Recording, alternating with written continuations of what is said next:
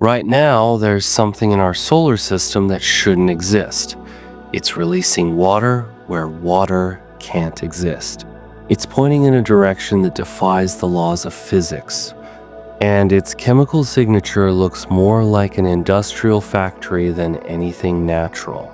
Scientists are watching it in real time, and with every new observation, the mystery gets deeper. This is 3I divided by Atlas, an interstellar comet that traveled here from another star system. And it's currently doing things that no comet has ever done before. Things that challenge everything we thought we knew about how comets work. Things that some scientists are calling impossible. We're talking about water activity at distances that should freeze everything solid. An antitail that points toward the sun instead of away from it. Chemical compositions that don't match any natural object we've ever studied. A trajectory so perfectly aligned with our solar system that the odds of it happening by chance are microscopic. And a possible connection to one of the most mysterious radio signals ever detected. This isn't science fiction. This is happening right now, and we have a very limited window to figure out what's going on before this object disappears back into interstellar space forever. Part 1. The water anomaly. Let's start with the most impossible thing first, the water. Because what 3I divided by Atlas is doing with water right now is something that should not be possible according to everything we know about cometary physics. Picture this. You're standing on Earth, about 93 million miles from the Sunday now. Imagine traveling outward, past Mars, deeper into space. Keep going. You're now at 2.9 astronomical units from the Sunday. That's nearly 3 times farther than Earth. Out here, the sun looks smaller. The temperature is far below freezing. This is a place where water ice doesn't just stay frozen, it stays locked away, dormant, unable to do much of anything. And yet, right here, in this frozen zone of space, 3I divided by Atlas is blasting water vapor into the void at a rate of 40 kilograms per second. Think about that for a second. 40 kilograms every single second. That's like having a fire hose on full blast, except instead of water under pressure, we're talking about ice sublimating directly into vapor in the vacuum of space, in a location where this process shouldn't even be happening. Here's why this is so strange. Comets are basically dirty snowballs. They're made of ice, rock, dust, all frozen together. When they get close to the sun, the ice heats up and turns directly from solid to gas. That's what creates the beautiful tails we see. That's what makes comets visible. But this process requires heat. It requires energy from the Sunday, and the farther you are from the sun, the less energy you get. There's a boundary in space called the snow line. It's the distance from the sun where water ice can survive on the surface of objects. Inside the snow line, water evaporates. Outside the snow line, water stays frozen. For most comets, they don't really start showing significant activity until they cross this boundary, until they get close enough for the sun's heat to start working on them. 3I divided by Atlas is way outside where this should be happening. At 2.9 AU, the amount of solar energy hitting this comet is less than 12% of what Earth receives. In normal circumstances, at this distance, comets are dormant. They're cold. They're quiet. They might have a tiny bit of activity, but nothing like what we're seeing here. 40 kilograms per second of water vapor is not a tiny bit of activity. This is massive. This is unprecedented. To put this in perspective, typical solar system comets at this distance might be releasing water at a rate that's barely measurable. Maybe a fraction of a kilogram per second if you're lucky. We're talking about levels of activity you'd expect to see when a comet is much, much closer to the sun, maybe at Earth's distance, or even closer. But it gets weirder. To maintain this level of water production at such a distance, scientists calculated that at least 8% of 3I divided by Atlas's surface area needs to be actively releasing vapor at any given time. 8% might not sound like a lot, but in cometary science, this is huge. Most solar system comets show active regions covering maybe 3 to 5% of their surface when they're actually close to the sun and heated up properly. 8% at 2.9 AU is off the charts. So how is this happening? Where is the energy coming from? The sun alone shouldn't be able to provide enough heat at this distance to drive such intense sublimation. There are a few possibilities, and none of them are simple. One theory is that 3I divided by Atlas has some kind of internal heat source.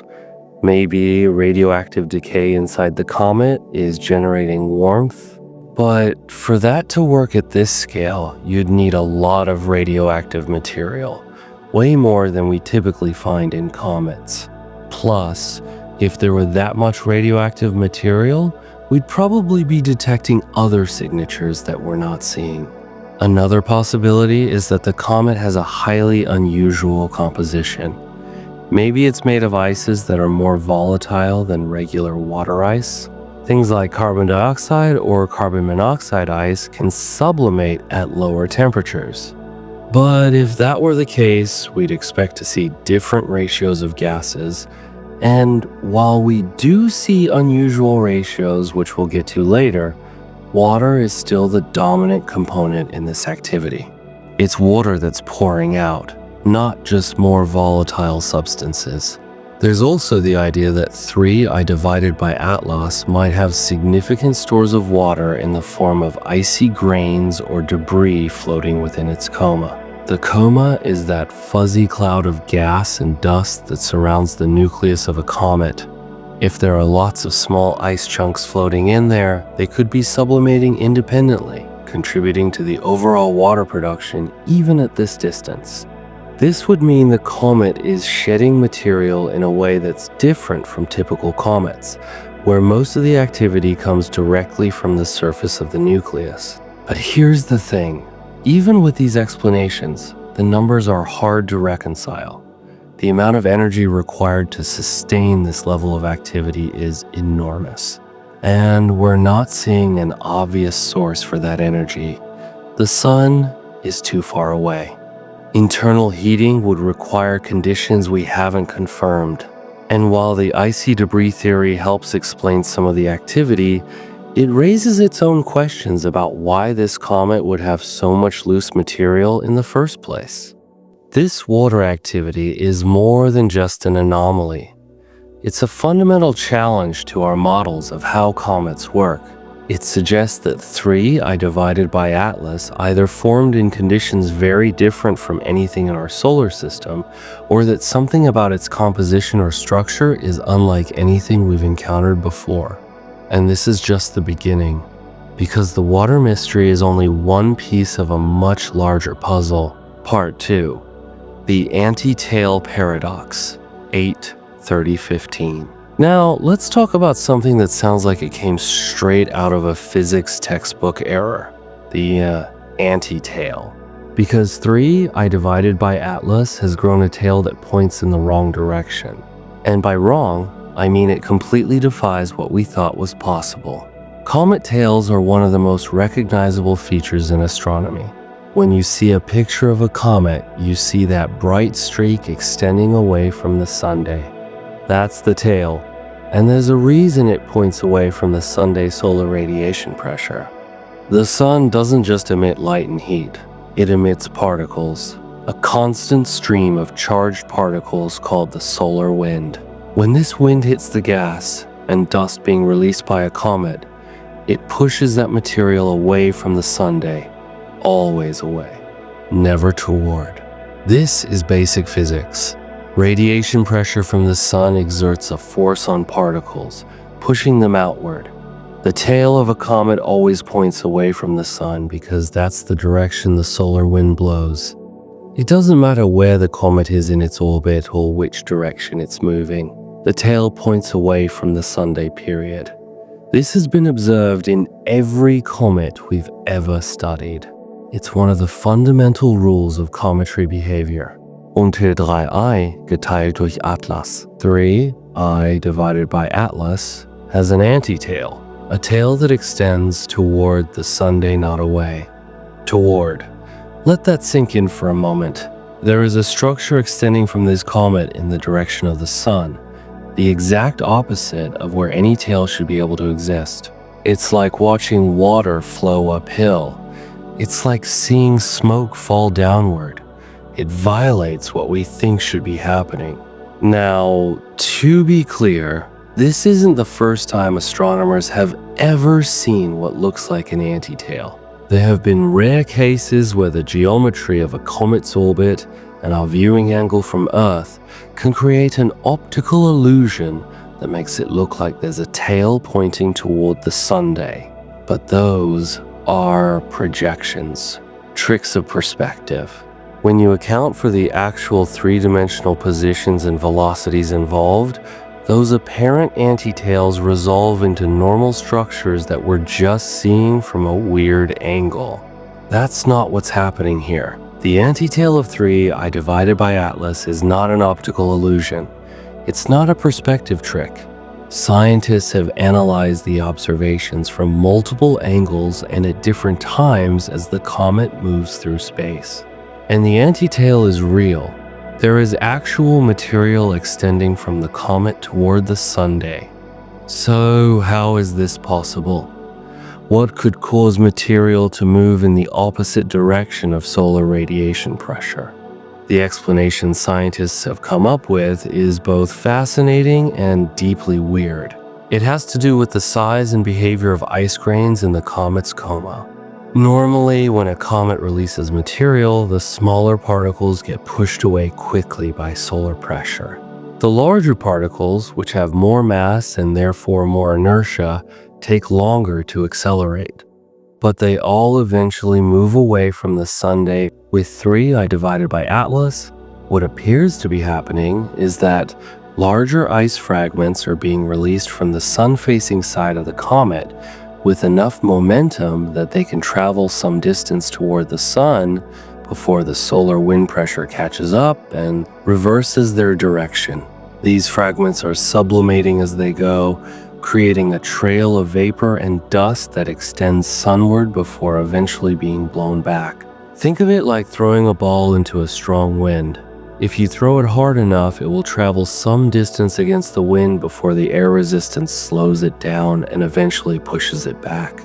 The antitail of 3i divided by Atlas is the result of ice chunks being ejected with enough force that they can temporarily fight against the solar wind, creating this bizarre sunward extension.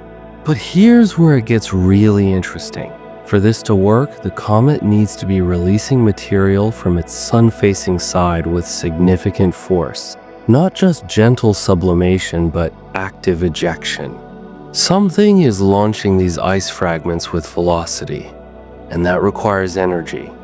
A lot of energy. We're back to the same question we had with the water activity. Where is this energy coming from? What's driving such intense directed mass loss on the sun-facing side of the comet? Moreover, the existence of this antitail tells us something about the internal structure of 3i divided by Atlas. For the comet to be shedding large ice fragments rather than just fine dust and vapor, it suggests that the material isn't tightly bound. The nucleus might be more loosely packed than typical comets, more like a pile of rubble held together weakly by gravity and ice, rather than a solid chunk of frozen material. This kind of structure could allow larger pieces to break off more easily. But if 3i divided by Atlas has a rubble pile structure, that raises questions about its origin. How did it form this way? Most comets in our solar system that have rubble pile structures got that way through collisions or tidal disruptions, events that shattered them and allowed them to reaccumulate loosely. But 3I divided by Atlas is an interstellar visitor. It came from another star system. Did it experience a violent event during its journey? Or was it born this way, forming under conditions that naturally led to a looser structure? The antitail also extends what scientists call the survival distance of sublimating ice in the solar direction. Normally, ice grains released by a comet don't last long. They sublimate quickly once exposed to sunlight. The fact that these ice chunks can travel sunward and maintain enough solid ice to keep sublimating and creating a visible trail means they're surviving longer than expected. This could indicate that the ice composition is different, maybe more resistant to sublimation, or that the fragments are larger and denser than typical cometary material. Every explanation for the antitail leads to more questions, and those questions all point to the same conclusion. 3I divided by Atlas is not behaving like any comet we've studied before. Its activity patterns, its material ejection, its internal structure, all of it suggests an object that formed and evolved under very different circumstances than the comets native to our solar system.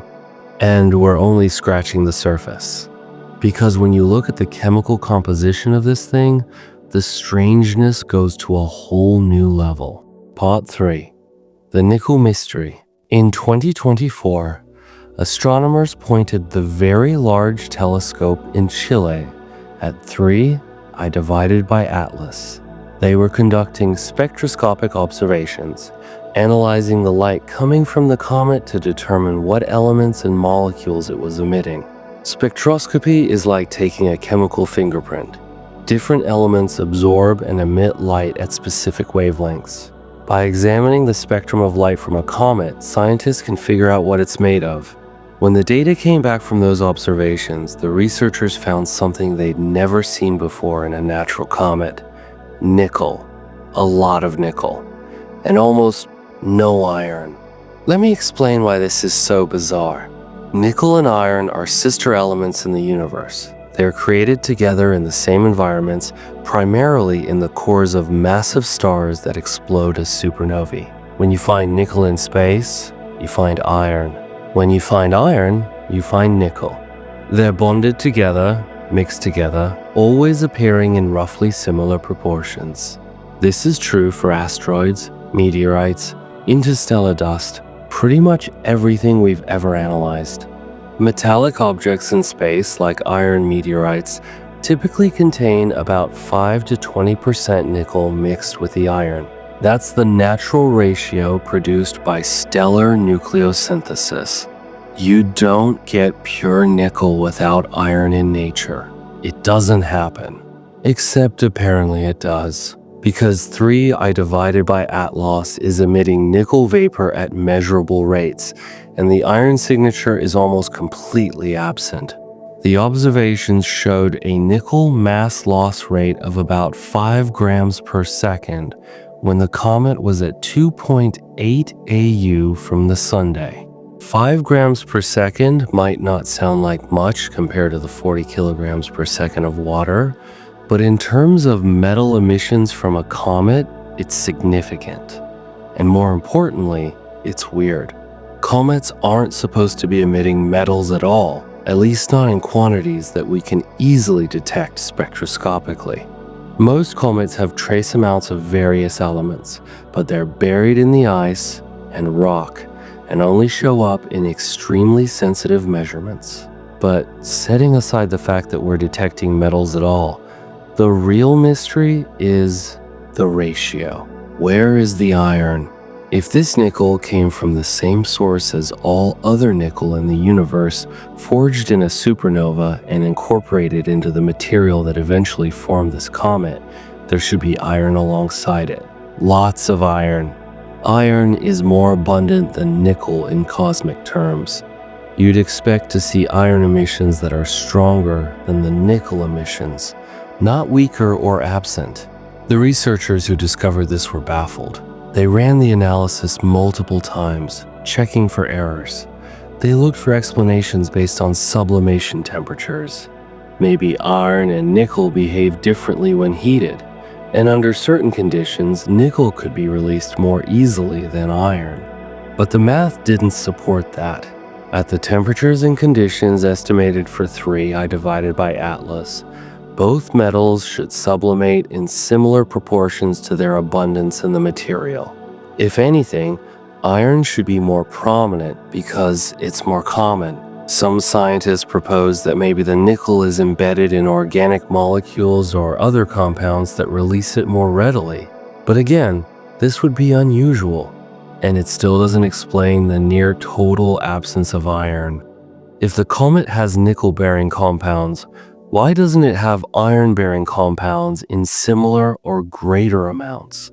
Another theory is that the comet's parent body, whatever object originally formed in that distant star system, underwent some kind of differentiation or chemical processing that separated the nickel from the iron. Differentiation is when a body heats up enough that its materials melt and separate by density, with heavier elements sinking to the core and lighter elements rising to the surface. But for this to happen, you need significant internal heat, usually from radioactive decay or gravitational compression in a large body. And even then, nickel and iron have similar densities. They wouldn't separate easily. Then there's the industrial angle. And this is where things get uncomfortable for a lot of scientists, because on Earth, we can produce nickel without iron.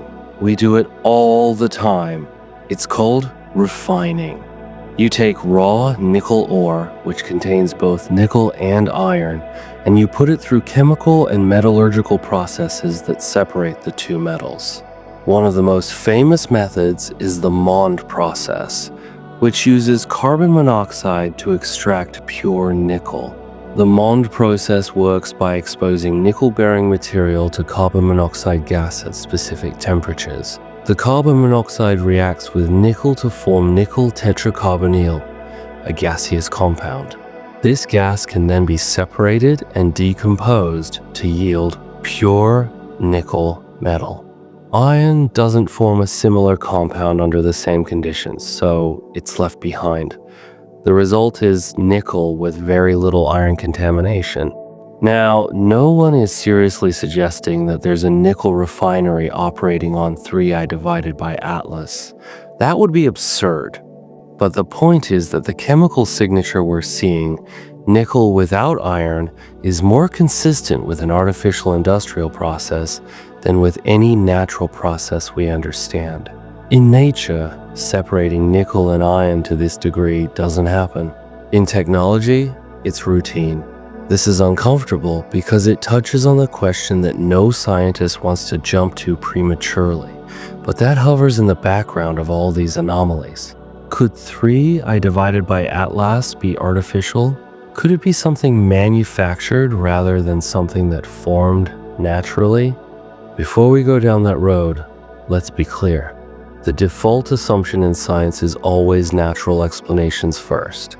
Extraordinary claims require extraordinary evidence. And right now, while the nickel without iron observation is strange and unexplained, it's not definitive proof of anything artificial. It's a data point that doesn't fit our models. It's a mystery. But mysteries happen in science all the time, and they usually get resolved with better data and better theories, not with appeals to technology or intelligence. That said, this is one of multiple anomalies we're seeing with this object. And when anomalies start piling up, when multiple independent observations all point to behavior that doesn't match any natural object we've studied, it becomes harder to dismiss the possibility that we're looking at something genuinely unprecedented. Whether that unprecedented thing is a new type of natural object formed under exotic conditions, or whether it's something else entirely, remains an open question. The nickel mystery doesn't stand alone. It's part of a broader pattern of chemical weirdness that extends beyond metals. Because when the James Webb Space Telescope turned its infrared eyes toward 3 divided by Atlas, it found something just as strange in the comet's atmosphere. Part 4. the carbon dioxide anomaly. When scientists analyzed the Comet 3, I divided by Atlas using the James Webb Space Telescope. They were looking to catalog the molecules present in the gas and dust cloud surrounding the nucleus. This kind of analysis tells us about the volatile materials, the ices and frozen gases that make up the comet and are being released as it approaches the Sunday. What they found was shocking. 3, I divided by Atlas, has one of the highest carbon dioxide to water ratios ever measured in a comet. We're talking about a ratio of roughly 8 to 1. For every 1 molecule of water being released, there are 8 molecules of carbon dioxide. To understand why this is so unusual, you need to know what typical comets look like chemically. Most comets are primarily water ice. Water is the dominant volatile. When scientists measure cometary compositions, they usually find that water makes up the vast majority of the gases being emitted, often 80 to 90% or more. Carbon dioxide is present, but it's a minor component, usually somewhere between 5 and 20% of the water abundance. Carbon monoxide is also common in similar proportions. So a typical comet might have a carbon dioxide to water ratio of maybe 0.1 to 0.2. Some comets are a bit higher, reaching ratios of 0.5 or even 1-inch rare cases. But 8 to 1? That's unheard of. That's not just unusual. That's off the charts. The measurements indicate that 3I divided by Atlas's coma is approximately 95% carbon dioxide and only 5% water. There's virtually no carbon monoxide detected, which is also odd because carbon monoxide and carbon dioxide often appear together in cometary ices. The lack of carbon monoxide combined with the overwhelming dominance of carbon dioxide creates a chemical profile that doesn't match any comet population we know of. Let's put this in perspective. Scientists use cometary compositions to classify comets and understand their origins. Comets from the Oort cloud, that distant spherical shell of icy bodies surrounding our solar system, tend to have certain chemical signatures. Comets from the Kuiper Belt, the disk of objects beyond Neptune, have slightly different signatures. By measuring the ratios of various molecules, astronomers can infer where a comet formed and what conditions were like in that part of the solar system. When you measure a carbon dioxide to water ratio of 8 to 1, you're looking at something that doesn't fit any known population. This isn't just a statistical outlier. This is 6 standard deviations above the typical values for comets. In statistical terms, 6 sigma means this is extraordinarily rare. So rare that it's virtually impossible if 3I divided by Atlas formed under the same conditions as other comets. So, what could produce such a composition? One possibility is that 3I divided by Atlas formed in a region of its parent star system that was extremely cold, colder than even the outer reaches of our own solar system. Carbon dioxide ice is more volatile than water ice, meaning it vaporizes at lower temperatures. In very cold environments, carbon dioxide might freeze out more readily than water, leading to objects with higher carbon dioxide content. But even in the coldest regions of our solar system, we don't see carbon dioxide to water ratios anywhere near 8 to 1. And there's another problem. If 3I divided by Atlas formed in an extremely cold region, you'd also expect to see large amounts of carbon monoxide, which is even more volatile than carbon dioxide. But carbon monoxide is essentially absent. The chemistry doesn't add up for a simple cold formation scenario. Another theory is that the comet underwent thermal processing at some point in its history. Maybe it got close to its parent star, or maybe it experienced internal heating from radioactive decay. This heating could have caused the more volatile ices like water to preferentially sublimate and escape, leaving behind a body enriched in carbon dioxide. But again, the details don't quite work. Thermal processing usually affects carbon monoxide and carbon dioxide similarly, so you'd expect both to be reduced or both to be enhanced relative to water. The presence of high carbon dioxide with absent carbon monoxide is hard to explain with simple heating. There's also the question of where this much carbon dioxide came from in the first place. Carbon dioxide forms in specific environments. In the early solar nebula, the disk of gas and dust from which our solar system formed, carbon dioxide could form on the surfaces of dust grains in cold regions through chemical reactions involving carbon and oxygen. But the efficiency of these reactions and the resulting abundances depend on a lot of factors, including the composition of the original material, the temperature, the density, and the presence of other molecules that can catalyze or inhibit the reactions. For 3I divided by Atlas to have such an extreme carbon dioxide abundance, its parent star system must have had very different chemical conditions during the planet-forming epoch. Maybe the abundances of carbon and oxygen were different.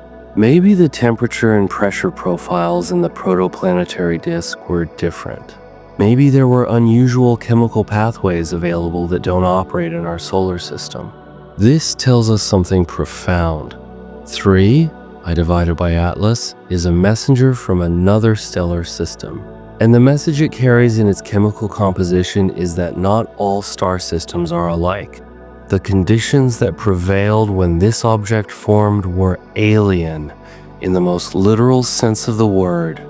The chemistry was different. The physics was the same, but the starting materials and environments were different enough to produce an object that looks nothing like what we're used to. And yet, there's another layer to this.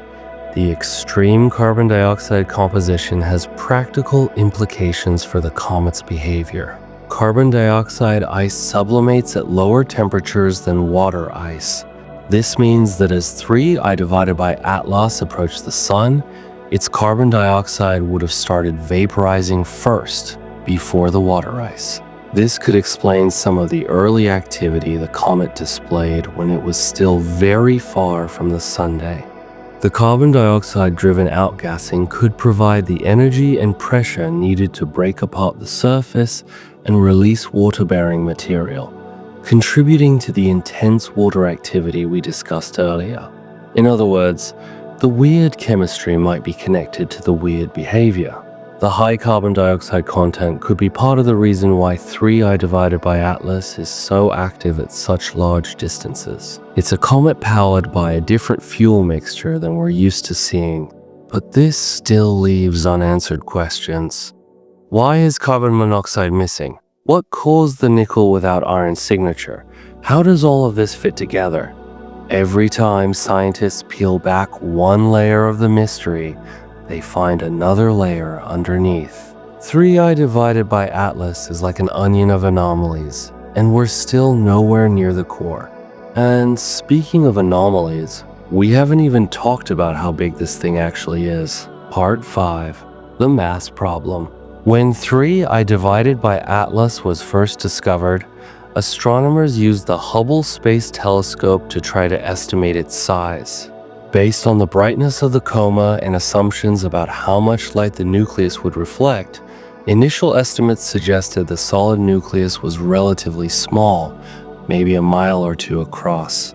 This would make it comparable in size to some of the smaller comets we've studied in our solar system. But as more data came in, particularly as scientists began analyzing the comet's trajectory and how it was responding to gravitational forces and non-gravitational forces, a different picture emerged.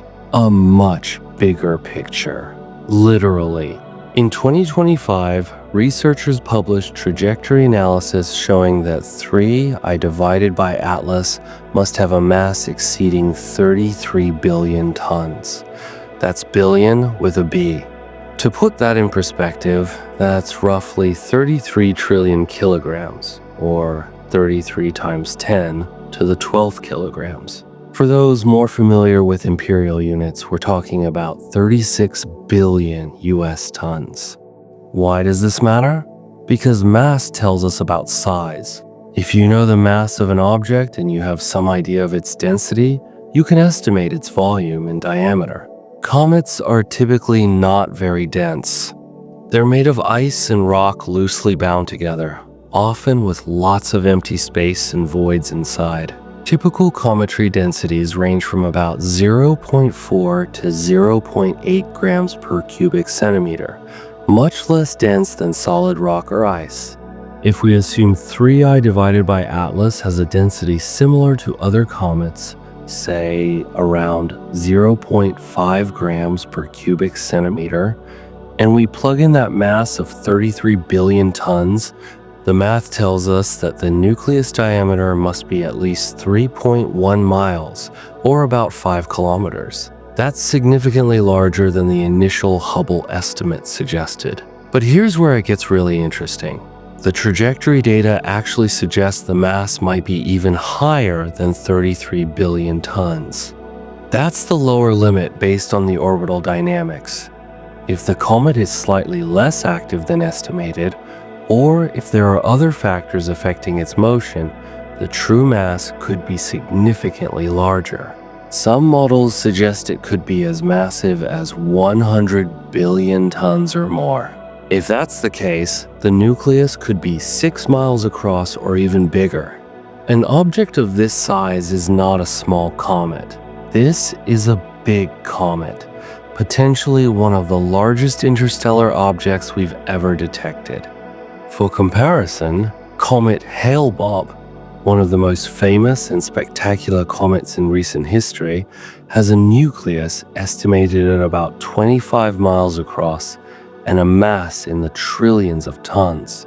3i divided by Atlas isn't quite in that league, but it's in the ballpark, and it's far, far larger than previous interstellar visitors.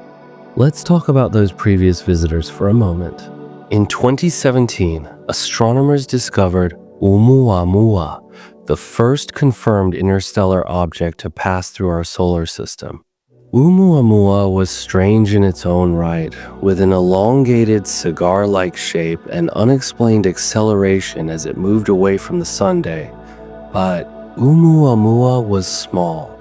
Estimates put its length at a few hundred meters, maybe 400 meters at most, with a mass probably in the millions of tons, maybe tens of millions.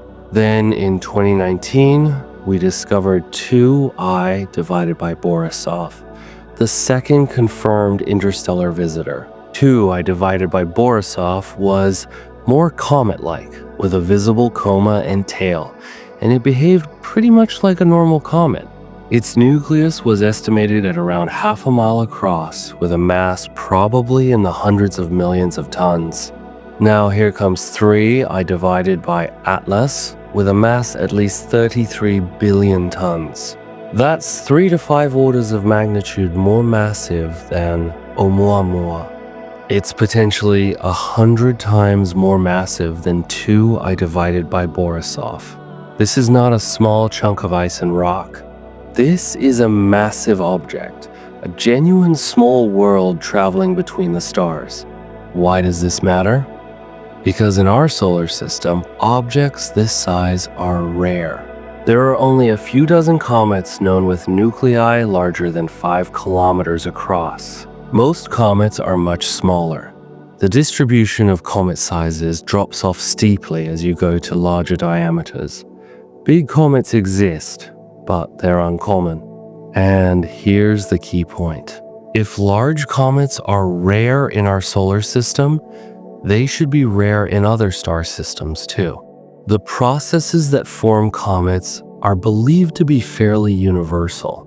Icy bodies accumulate in the outer regions of protoplanetary disks, far from the central star where it's cold enough for volatiles to freeze. Over time, these small bodies collide and stick together, growing larger. But most of the mass ends up in a small number of large bodies, with a much larger number of small bodies making up the majority of the population. When an interstellar object happens to get ejected from its home system and sent wandering through the galaxy, you'd expect it to be randomly sampled from that population. Most of the time, you'd expect to catch a small object, simply because small objects are more numerous. Catching a large object should be rare. So the fact that 3i divided by Atlas is so massive is, statistically speaking, surprising. It's not impossible, but it's improbable. This is what researchers mean when they call it a major anomaly. We've now detected 3 interstellar objects passing through our solar system. One was tiny and weird, one was medium-sized and normal, and one is huge and bizarre in multiple ways. That's a strange sample set. Of course, sample size of 3 is way too small to draw any firm conclusions. We might just be seeing statistical noise. Maybe large interstellar objects are more common than we thought. Maybe our detection methods are biased toward finding larger objects, so we're more likely to spot them even though smaller ones are passing through undetected all the time. Both of those explanations are plausible. But combined with all the other anomalies we've discussed, the mass of 3i divided by Atlas adds to the overall sense that this object is not typical. It's not just unusual in one way. It's unusual in multiple ways. The water activity, the antitail, the nickel emissions, the carbon dioxide composition, and now the mass. Each of these individually could be explained away as rare but natural phenomena. But all of them together, in the same object, starts to strain the limits of coincidence. And there's one more anomaly we need to talk about, one that ties all of this together in a way that's both fascinating and deeply eerie. The trajectory. Because the path 3i divided by Atlas is following through our solar system is almost too perfect. Part 6. The trajectory alignment. When an object enters our solar system from interstellar space, it can come from any direction. The galaxy is three-dimensional. Stars are scattered above and below the plane of our solar system as well as to the sides. An interstellar object's trajectory is determined by the motion of its parent star system relative to ours, plus any velocity it had when it was ejected, plus the gravitational influence of nearby stars during its journey. The result is that interstellar objects can arrive from essentially any angle. Our solar system, like most planetary systems, is fairly flat. The planets all orbit the sun in roughly the same plane, called the ecliptic. This plane is defined by Earth's orbit, but all the major planets are within a few degrees of it. The reason for this flatness is that the planets formed from a disk of material orbiting the young sun, and disks are inherently planar structures. When we talk about an object's orbital inclination, we're measuring how tilted its orbit is relative to the ecliptic. An inclination of 0 degrees means the object orbits in the same plane as Earth. An inclination of 90 degrees means the object's orbit is perpendicular to the ecliptic, going up and down rather than around. An inclination of 180 degrees would mean the object is orbiting backwards in the ecliptic plane. Most objects in our solar system have low inclinations. The planets are all within 7 degrees of the ecliptic. Asteroids in the main belt between Mars and Jupiter typically have inclinations of 10 to 20 degrees, with some outliers going higher. Comets coming from the Oort cloud can have any inclination, including retrograde orbits, because the Oort cloud is spherical and doesn't have a preferred plane. Interstellar objects, arriving from outside the solar system entirely, should have random inclinations. You'd expect to see inclinations spread across all possible values, from 0 to 180 degrees, with no particular preference. Oumuamua had an inclination of about 122 degrees. That's a steep, retrograde orbit, coming in from well above the ecliptic plane and going back out below it. 2i divided by Borisov had an inclination of about 44 degrees, still fairly steep, but not as extreme. Both of these inclinations are consistent with interstellar origin. They're high enough that the objects clearly didn't form in our solar system, and they're in the range you'd expect for random arrivals from interstellar space. 3I divided by Atlas has an orbital inclination of approximately 5 degrees. 5 degrees. That's almost perfectly aligned with our solar system's ecliptic plane. It's more aligned with our planetary system than many asteroids that were born here. It's orbiting in almost exactly the same plane as Earth, Mars, Venus, and Jupiter. Now, let's talk about probabilities. If interstellar objects arrive from random directions, the probability of any given object having an inclination this low is determined by geometry. Without getting too deep into the math, the probability of an inclination between 0 and 5 degrees is roughly equal to the solid angle that range represents divided by the total solid angle of a sphere. That works out to about 0.005 or 0.5%. 1 in 200. So right off the bat, just by arriving with such a low inclination, 3I divided by Atlas is doing something that only happens about 1 in 200 times by pure chance. That's unusual, but not impossibly so. If we observe enough interstellar objects, we'd expect to eventually see one with a low inclination. But the story doesn't end there, because it's not just the inclination that's remarkable. It's what that inclination allows the comet to do. With an orbital inclination of only 5 degrees, 3I divided by Atlas's trajectory carries it through the inner solar system in such a way that it makes close approaches to multiple planets. And by close approaches, I mean encounters that are energetically significant, close enough that the gravitational influence of those planets can meaningfully alter the comet's trajectory. According to orbital calculations, 3I divided by Atlas will pass within 1.67 million miles of Mars. In cosmic terms, that's extremely close.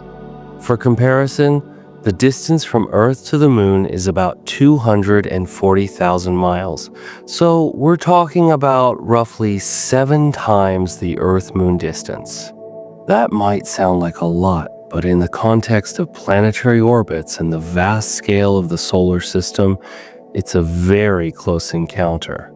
The comet will also achieve favorable positioning relative to Venus and Jupiter. It won't pass quite as close to these planets as it does to Mars, but it will pass close enough that their gravitational fields will interact with the comet's trajectory. These interactions are called gravitational assists or slingshot maneuvers, and they're used routinely in spacecraft navigation to change velocity and direction without using fuel.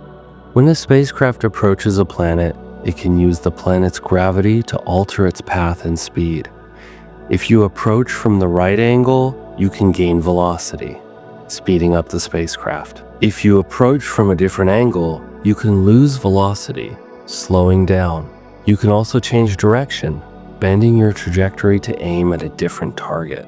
NASA and other space agencies use this technique all the time to send probes to the outer solar system, because it's far more efficient than trying to carry enough fuel to make all those velocity changes with rocket engines.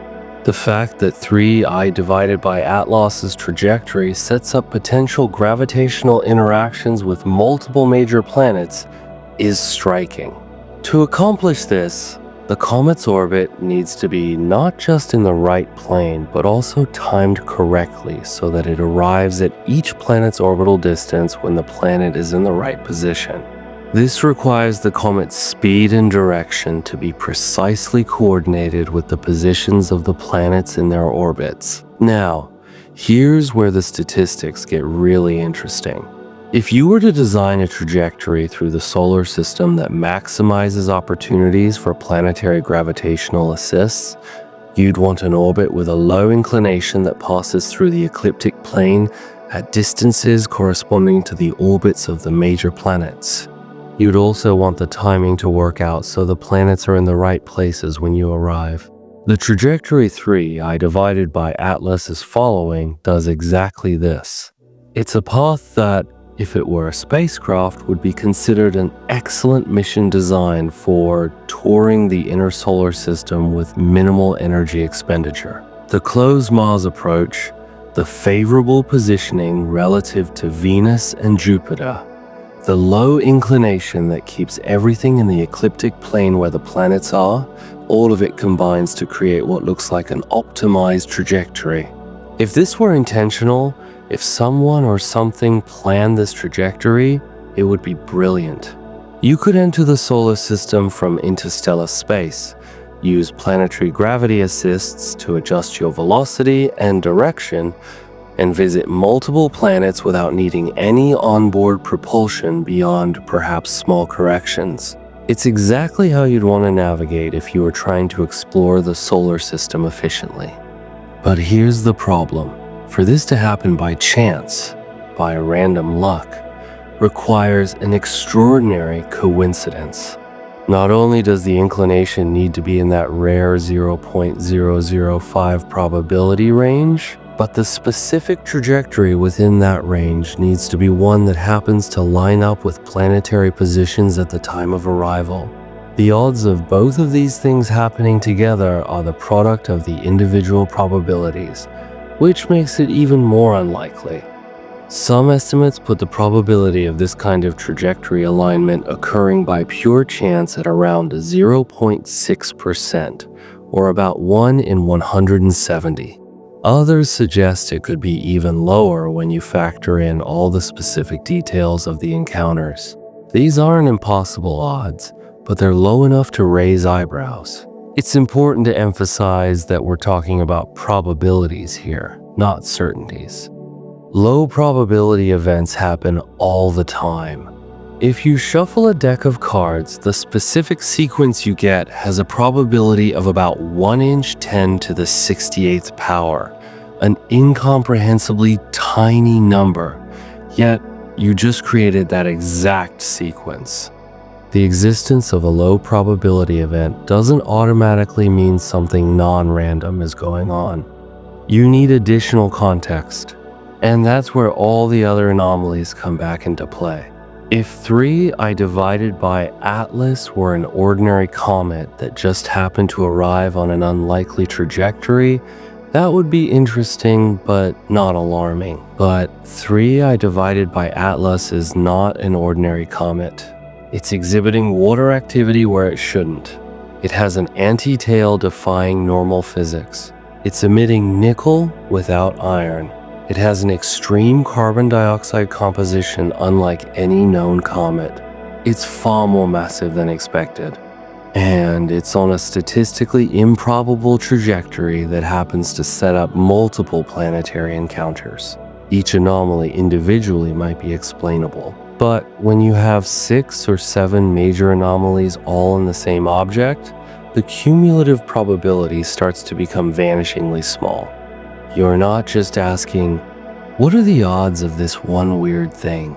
You're asking, what are the odds of this thing, and that other thing, all happening together in the same object? That's when scientists start to wonder if maybe, just maybe, there's something more going on here than pure chance. Part 7. The WOW signal connection, 52 to 31 hours, 3 minutes. On August 15th, 1977, a radio telescope at Ohio State University detected something extraordinary.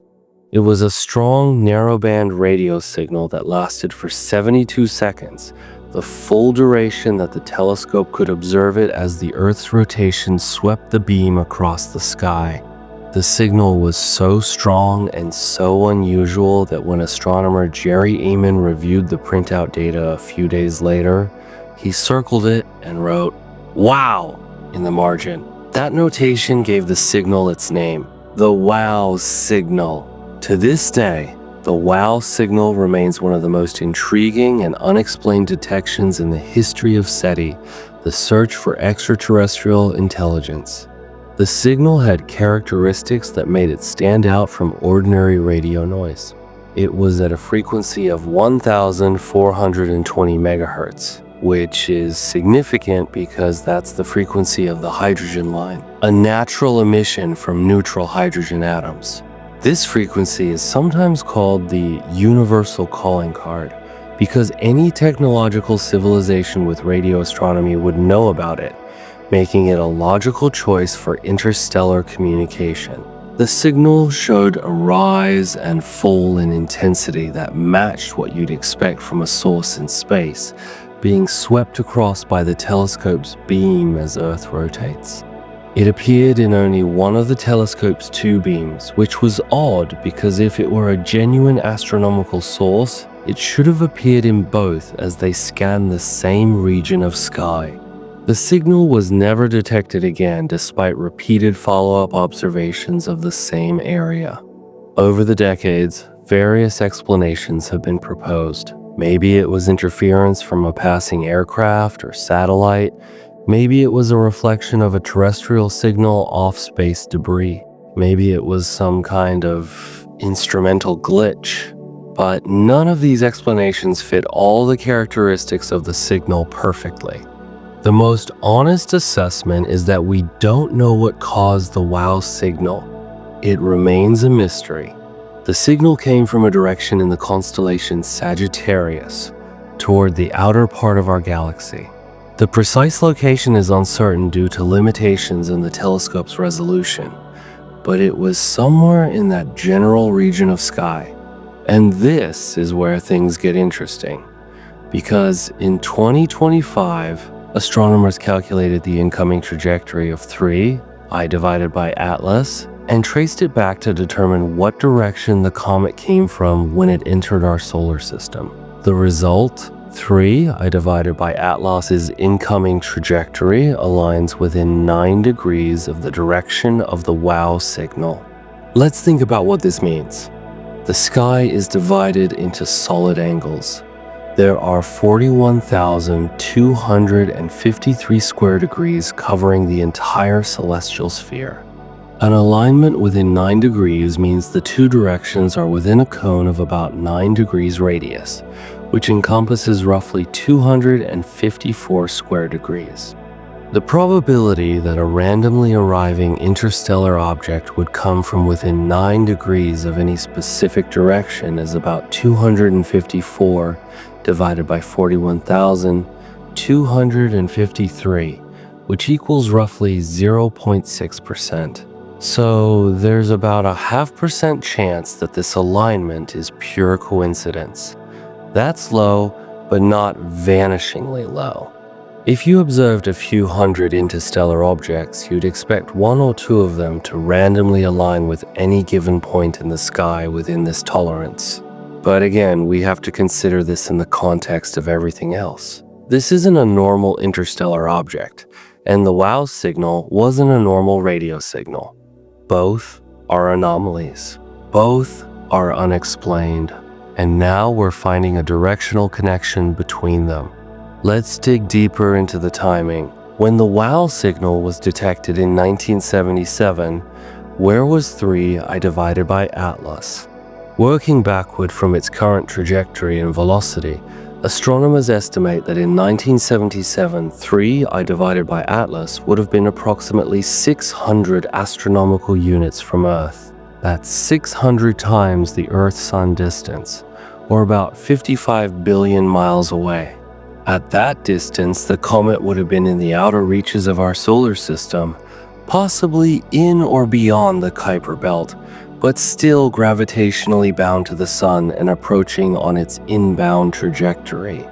Now, here's a thought experiment. Suppose, hypothetically, that 3 I divided by Atlas were not a natural comet, but some kind of artificial probe or vessel.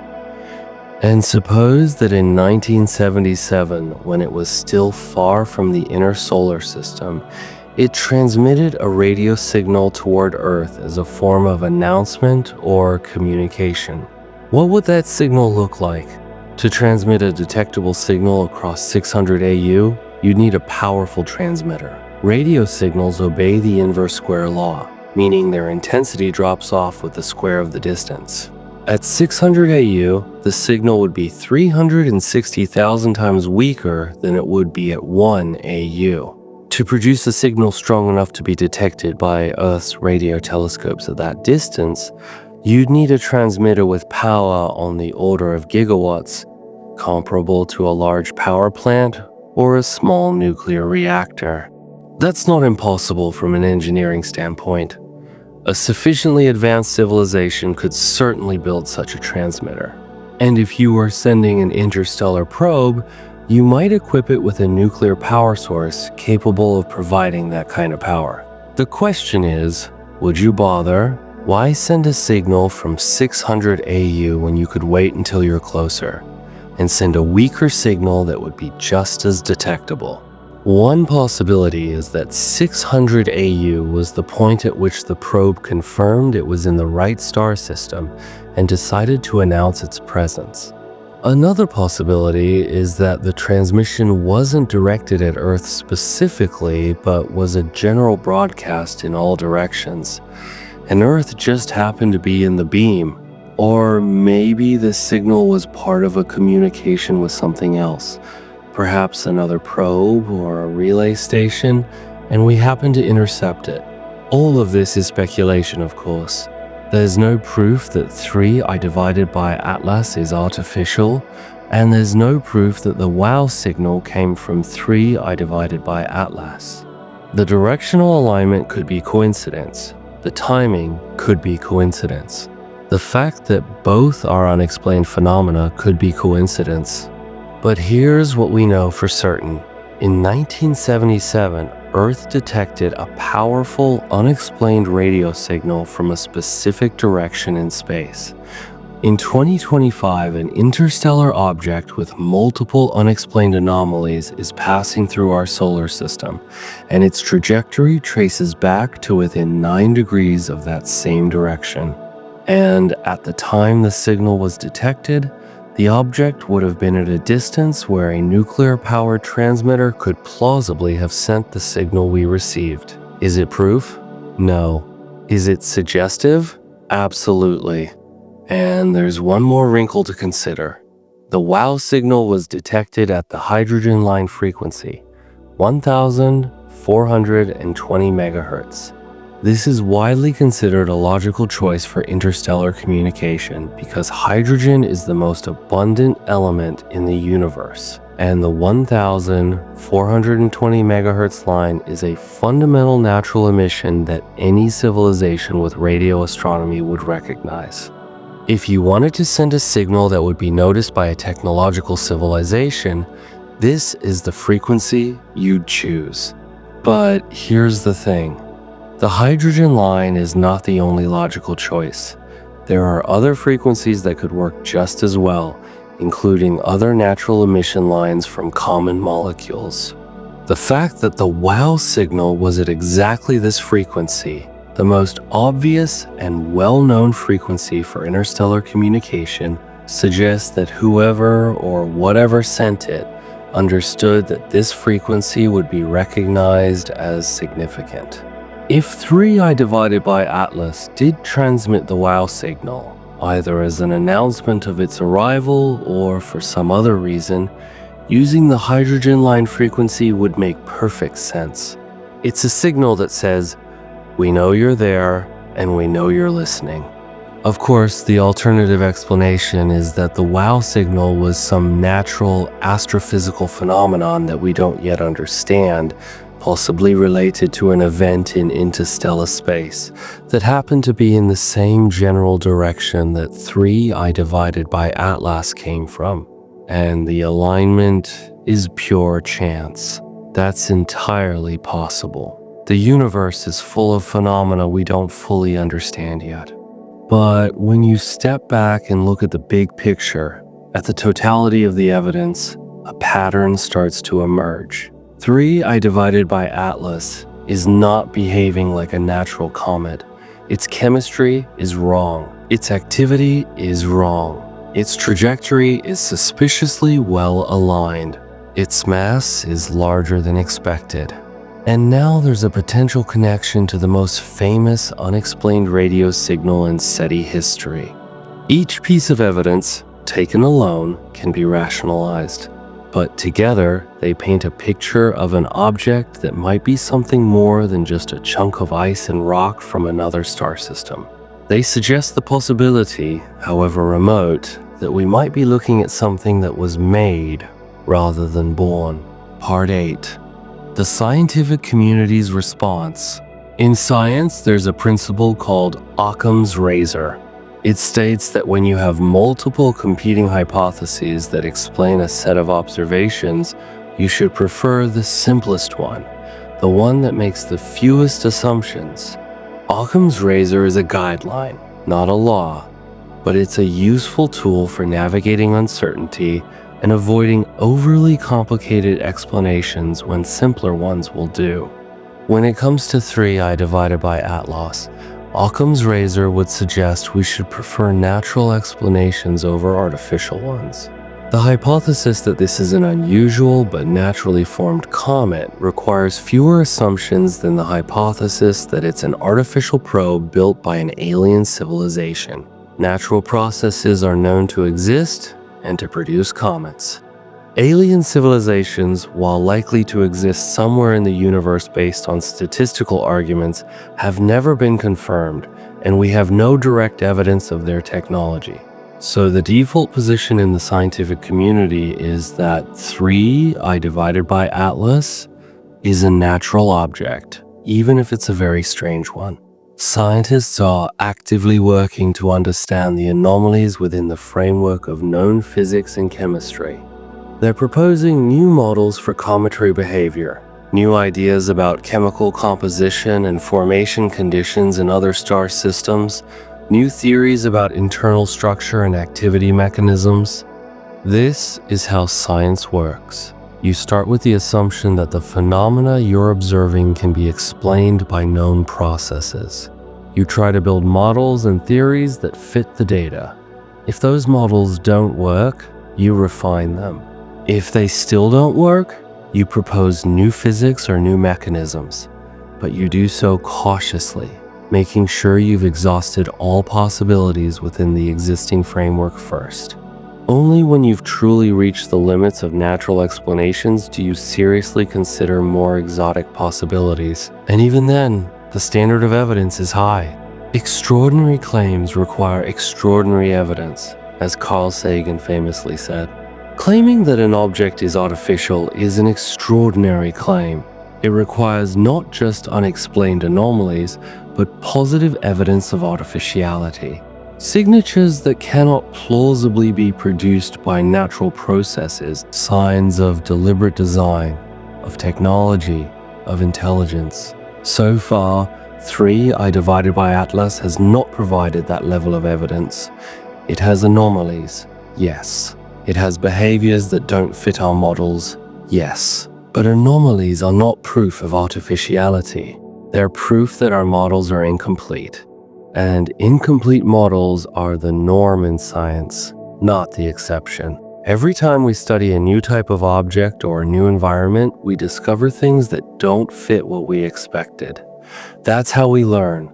That said, there are scientists who are willing to publicly discuss the possibility that 3i divided by Atlas might be artificial. One of the most prominent is Dr. Avi Loeb, a Harvard astrophysicist who has been vocal about the need to seriously consider the artificial hypothesis for certain anomalous objects, including Oumuamua in the past, and now 3i divided by Atlas. Dr. Loeb argues that we shouldn't dismiss the possibility of artificial interstellar objects out of hand. He points out that we're now capable of sending our own probes to other star systems, at least in principle. So it's not unreasonable to think that other civilizations could do the same. He also notes that some of the anomalies we're seeing, particularly the trajectory alignment and the chemical signatures, are difficult to explain with natural processes alone. Other scientists push back on this. They argue that while it's fine to keep an open mind, we should be careful not to leap to conclusions based on incomplete data. They point out that we've only been studying interstellar objects for a few years, and our sample size is tiny. 3 objects is not enough to establish what normal looks like for interstellar comets. Maybe they're all weird in different ways. Maybe the diversity we're seeing is exactly what we should expect from objects that formed in different star systems under different conditions. There's also the question of motivation. If 3I divided by Atlas is an artificial probe, why would it behave like a comet? Why would it have a coma and a tail and emit water vapor? Wouldn't a technological object be designed to minimize such effects, to conserve resources and avoid detection? Unless, of course, the comet-like behavior is intentional, either as camouflage or as a side effect of the propulsion or power systems used by the probe. Some have speculated that if 3I divided by Atlas is artificial, the water vapor could be propellant from some kind of rocket engine. Water is a reasonable propellant for space travel. You can split it into hydrogen and oxygen and burn them for thrust, or you can heat it and expel the steam for gentle course corrections. The fact that the water emission is so intense and occurring at such large distances could be consistent with deliberate venting or thrust maneuvers. The anti-tail could also be explained in this framework. If the probe is using directional thrust, releasing propellant toward the sun, that would create a jet of material in the sunward direction, exactly what we observe. The nickel emissions could be byproducts of onboard industrial processes, perhaps related to power generation or manufacturing. The extreme carbon dioxide could be waste gas from life support systems or chemical processing. But all of this is speculation built on speculation. There's no hard evidence for any of it. It's an interesting thought experiment, a way of interpreting the data from a different perspective, but it's not a scientific conclusion. The mainstream scientific view remains that 3I divided by Atlas is most likely a natural comet with unusual properties that we don't fully understand yet. Research papers are being published analyzing its composition, its activity, its orbit. Telescopes around the world are tracking it, gathering as much data as possible while it's still within observable range. The goal is to understand this object within the context of natural astrophysics and planetary science. But beneath the surface, there's an undercurrent of curiosity and wonder. Because even if 3I divided by Atlas is natural, it's teaching us that the universe is far more diverse and strange than we realized. And if there's even a small chance that it's artificial, then we're witnessing a moment of profound historical significance. The first confirmed detection of technology from another civilization. Either way, 3I divided by Atlas matters. It's important, and the clock is ticking, because this object won't be around forever. Part 9. The October 2025 perihelion. As we speak, 3I divided by Atlas is on its way toward perihelion, the closest point to the Sun in its orbit. That perihelion is scheduled to occur in late October 2025. This is the moment when the comet will be most active, when the solar heating will be at maximum, when the outgassing and surface changes will be most dramatic. Perihelion is a critical time for comet observations. It's when comets often undergo sudden outbursts or fragmentations. The intense heat and tidal forces can cause the nucleus to crack or break apart. Material that was buried beneath the surface gets exposed for the first time. New vents open up, releasing gases that have been trapped inside.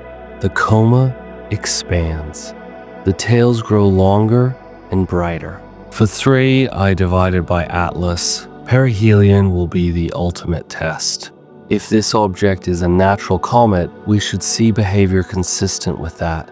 Increased water and carbon dioxide production as the sun's heat intensifies. Possible fragmentation or splitting if the nucleus is weak or loosely bound. Dust emission creating a more prominent dust tail. All of these would be normal, expected events. But if 3I divided by Atlas is something else, perihelion might reveal that too. If it's artificial, we might see behaviors that don't fit the Comet model. Maybe the activity will increase in ways that can't be explained by solar heating alone.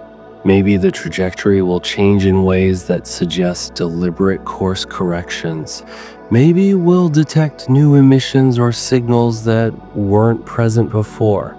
Scientists are preparing for a perihelion with a coordinated observation campaign. Multiple telescopes, both ground-based and space-based, are being scheduled to observe 3I divided by Atlas during this critical period. Spectroscopic observations will track changes in chemical composition. Imaging will look for changes in structure or brightness. Radio telescopes will listen for any signals just in case.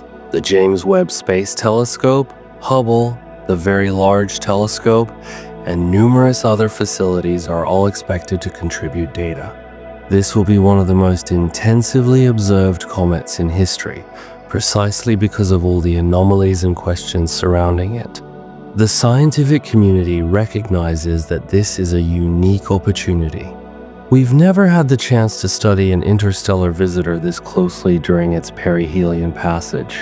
After perihelion, 3I divided by Atlas will begin its outbound journey, heading back toward interstellar space.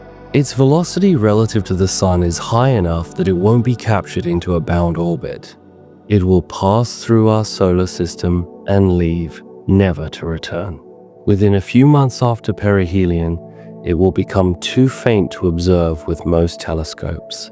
Within a year or two, it will be gone, receding into the darkness between the stars. This is our one chance, our one window of opportunity to answer the questions this object has raised. If we miss this, if we fail to gather the data we need during perihelion and the months immediately after, we'll never get another shot. 3I divided by Atlas will vanish, and we'll be left with incomplete information and unresolved mysteries. That's why there's such urgency in the scientific community right now.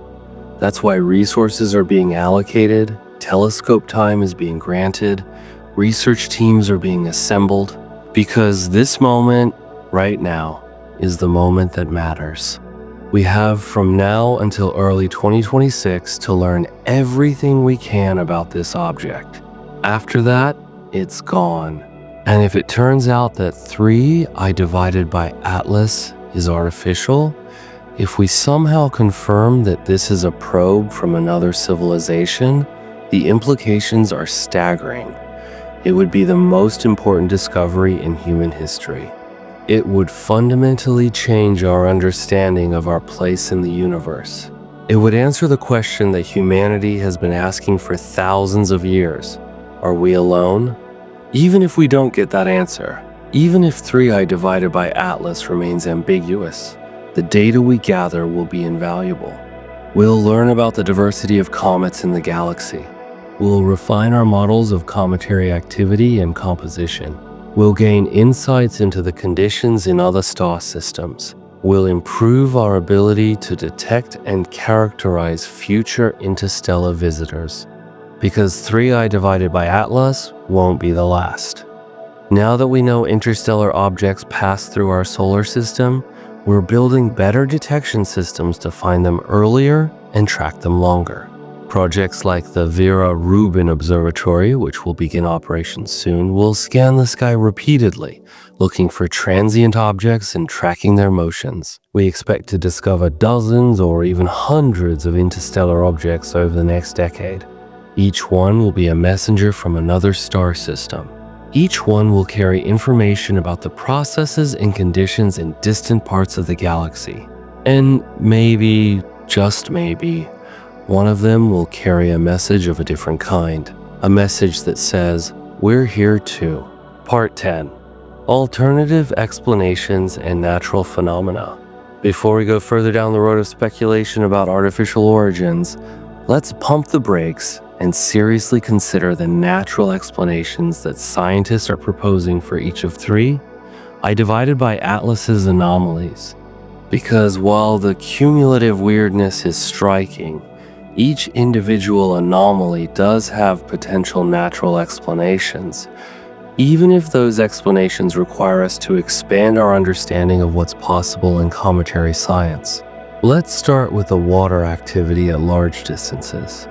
One explanation that's been proposed is that 3I divided by Atlas has an unusually high abundance of amorphous ice rather than crystalline ice. Amorphous ice is a disordered form of ice that traps other molecules within its structure. When amorphous ice transitions to the more stable crystalline form, a process that can be triggered by relatively modest heating, it releases those trapped molecules along with energy. This could create outgassing that's more vigorous than you'd expect based on the sun's heating alone. If 3I divided by Atlas has large amounts of amorphous ice that's transitioning to crystalline ice as it approaches the sun, even at distances of 2.9 AU, this could explain the intense water vapor production. The energy released by the phase transition supplements the solar heating, creating activity levels that seem anomalously high for the distance. This is a plausible natural mechanism, and it's been observed in other contexts. The question is whether 3I divided by Atlas actually has enough amorphous ice, and whether the transition is happening at the right rate to account for the observed activity. That requires detailed modeling, which scientists are working on. For the anti-tail, we've already discussed the explanation involving large ice fragments with significant momentum being ejected sunward before solar pressure turns them around. This is unconventional but not impossible. It requires strong directional outgassing from the sun-facing side of the comet. Such outgassing could result from the comet's rotation exposing sun-facing regions to more intense heating, creating jets or geysers of material that erupt with enough force to launch chunks of ice sunward. We've seen jets on other comets. Comet 67P, which was visited up close by the Rosetta spacecraft, displayed dramatic jets of gas and dust erupting from specific regions on its surface. If 3I divided by Atlas has similar features but more extreme, the anti-tail could be a natural consequence.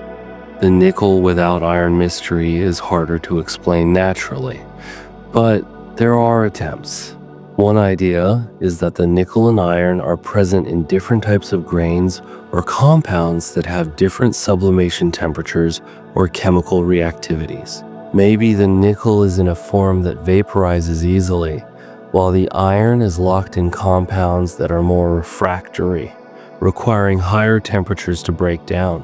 At the temperatures present at 2.9 AU, the nickel-bearing compounds could be releasing nickel vapor while the iron-bearing compounds remain mostly solid. This would require a very specific set of chemical conditions, but it's not impossible. Meteorites show us that nickel and iron can be chemically separated to some degree in natural settings, with different minerals containing different ratios. Maybe the parent body that 3I divided by Atlas came from had a similar mineralogy, and the comet inherited that composition. Another possibility is that we're not actually seeing metallic nickel and iron, but rather nickel and iron atoms embedded in organic molecules or other volatiles. Organometallic compounds could have different vaporization behaviors, potentially leading to an apparent decoupling of nickel and iron in the observed spectrum. This is speculative, but it's grounded in real chemistry. The extreme carbon dioxide to water ratio is perhaps the most challenging anomaly to explain naturally, but there are hypotheses. One is that 3I divided by Atlas formed in an unusually carbon-rich region of its protoplanetary disk. If the carbon to oxygen ratio in that region was much higher than in our solar system, carbon dioxide could have been preferentially incorporated into ices over water. Different star systems have different elemental abundances depending on the history of the star and the materials available during its formation. A star that formed from a molecular cloud enriched in carbon from previous generations of stars could have planets and comets with higher carbon content. This is consistent with observations of exoplanet atmospheres, some of which show carbon enrichment compared to our solar system. Alternatively, 3I divided by Atlas might have experienced thermal processing that preferentially removed water while leaving carbon dioxide behind. If the comet passed close to its parent star at some point, or if it experienced internal heating, water ice could have sublimated and escaped while carbon dioxide ice, being slightly less volatile under certain conditions, remained. This would require a narrow window of heating conditions, but it's possible. As for the mass anomaly, this might not actually be an anomaly at all. Large comets are rare, but they do exist. Maybe we've just been lucky, or unlucky depending on your perspective, to catch a large interstellar object so early in our detection efforts. With a sample size of 3, we can't really say what the typical size distribution is for interstellar visitors. Maybe large ones are more common than we thought, or maybe detection biases make us more likely to spot them. And the trajectory alignment? This is where statistics get tricky. A 0.6% probability sounds low, but it's not astronomically low. If we observe dozens or hundreds of interstellar objects over the coming years, we'd expect a few of them to have similarly unlikely trajectories just by chance. The fact that it happened with only the third confirmed interstellar object is surprising, but surprises happen. The connection to the WOW signal is even more tenuous from a statistical standpoint. The directional alignment is within 9 degrees, but that's a fairly large cone on the sky, and the WOW signal itself has never been definitively explained. So connecting two mysteries doesn't necessarily illuminate either one. It could be pure coincidence, two unrelated phenomena that happen to align in space and time by chance. When you lay out all these natural explanations, you can see that there are pathways to understanding 3I divided by Atlas without invoking artificiality. Each anomaly can potentially be explained, even if the explanations require us to stretch our models and consider unusual conditions. The scientific method demands that we pursue these natural explanations as far as they'll go before resorting to more exotic hypotheses. And yet, there's a lingering discomfort, because while each individual explanation might be plausible, having to invoke multiple unlikely or poorly understood natural processes all in the same object starts to feel contrived. It's the difference between one coincidence and a series of coincidences. At some point, you have to ask whether you're trying too hard to fit the data into a predetermined framework. This is where scientific judgment comes into play, and different scientists will weigh the evidence differently based on their priors, their experience, and their philosophy about what constitutes sufficient evidence for extraordinary claims. Part 11. The search for technosignatures. Regardless of what 3I divided by Atlas actually is, its presence in our solar system has reinvigorated discussions about how we search for signs of extraterrestrial technology.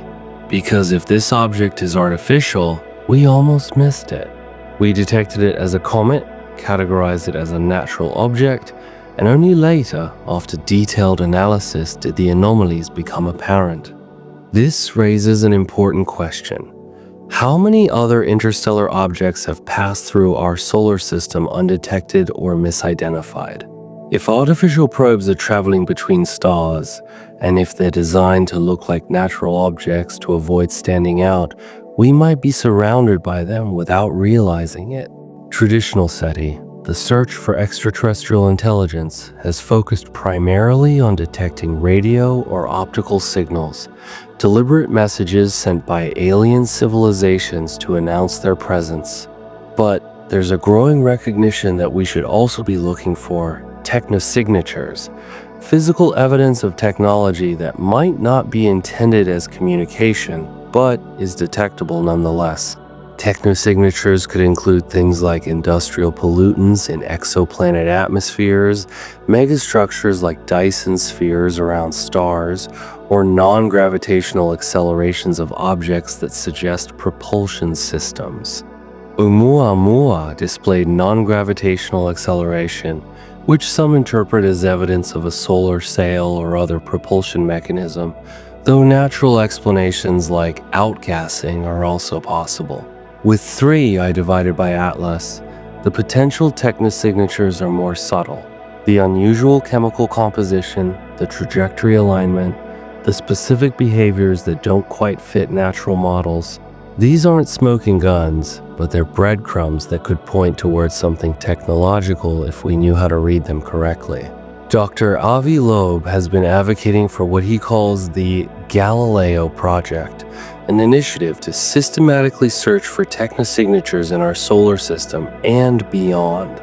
The project aims to use advanced sensors and AI-driven analysis to detect and characterize anomalous objects, whether they're interstellar visitors, unidentified aerial phenomena in Earth's atmosphere, or anything else that doesn't fit standard models. The idea is to approach the question scientifically, without prejudgment. Instead of assuming all anomalies are natural until proven otherwise, the Galileo Project proposes treating each anomaly as an open question and gathering enough data to make an informed determination either way. If an object shows characteristics consistent with technology, investigate it as a technological artifact.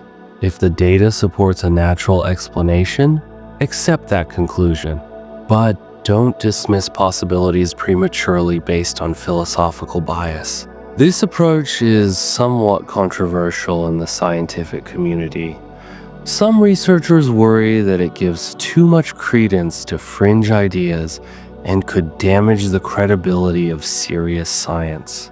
Others argue that the potential payoff, discovering evidence of extraterrestrial technology, is so enormous that it justifies a more open-minded investigative stance. The truth is probably somewhere in the middle. We should absolutely investigate anomalies rigorously and follow the evidence wherever it leads. But we should also maintain high standards of evidence and avoid jumping to conclusions based on incomplete data.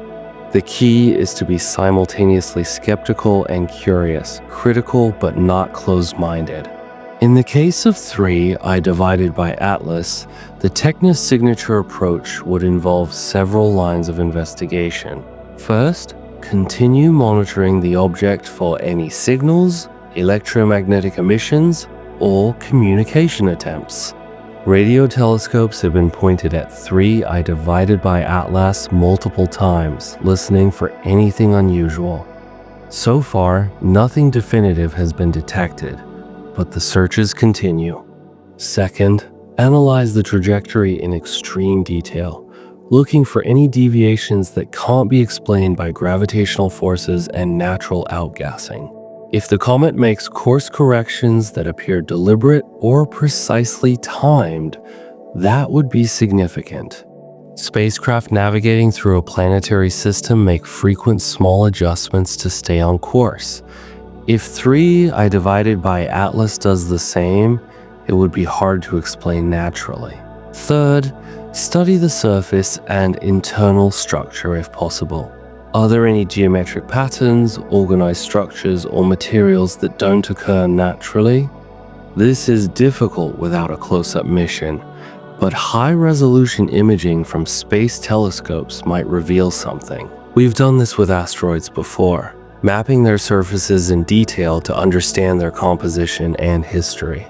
The same techniques could potentially reveal artificial features if they exist. Fourth, look for any changes in behavior that correlate with planetary encounters.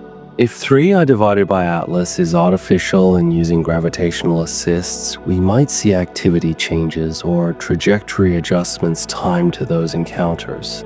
Natural comets don't coordinate their behavior with planetary positions, but a probe might. Fifth, and perhaps most importantly, be ready to launch a mission if evidence becomes compelling enough. We have the technology to send spacecraft to intercept objects in the solar system. It's not easy, and it requires time and resources, but it's doable. If 3I divided by Atlas shows signs of being genuinely artificial, there would be an urgent case for sending a probe to investigate up close. In fact, some scientists have already begun preliminary studies of what such a mission might look like. The challenge is timing. 3I divided by Atlas is moving fast, and it will only be within reach for a limited window. To intercept it, a spacecraft would need to be launched soon, with a trajectory designed to catch up to the comet and match velocities. This is technically challenging, but not impossible, especially if we're willing to use gravity assists from other planets to boost the spacecraft's speed. The cost would be substantial, probably in the range of hundreds of millions to over $1 billion, depending on the mission design. That's a lot of money to spend on what might turn out to be just an unusual comet. But if there's even a small chance that 3I divided by Atlas is artificial, the investment could be worth it. The scientific return from confirming extraterrestrial technology would be incalculable, not to mention the historical and cultural significance. Unfortunately, organizing and launching such a mission takes years, and we don't have years. Perihelion is in October 2025, and the object will start becoming harder to observe shortly after. Any mission would need to be greenlit, funded, designed, built, and launched in an incredibly compressed time frame. It's probably not realistic unless there's a dramatic new discovery that makes the case undeniable. More likely, we'll have to be content with telescopic observations and wait for future interstellar visitors that we can prepare for in advance. Lessons learned from 3I divided by Atlas will inform how we approach the next anomalous object. Maybe we'll develop rapid response mission capabilities specifically for intercepting and studying interstellar visitors. Maybe we'll build better detection systems that catch these objects earlier, giving us more time to react.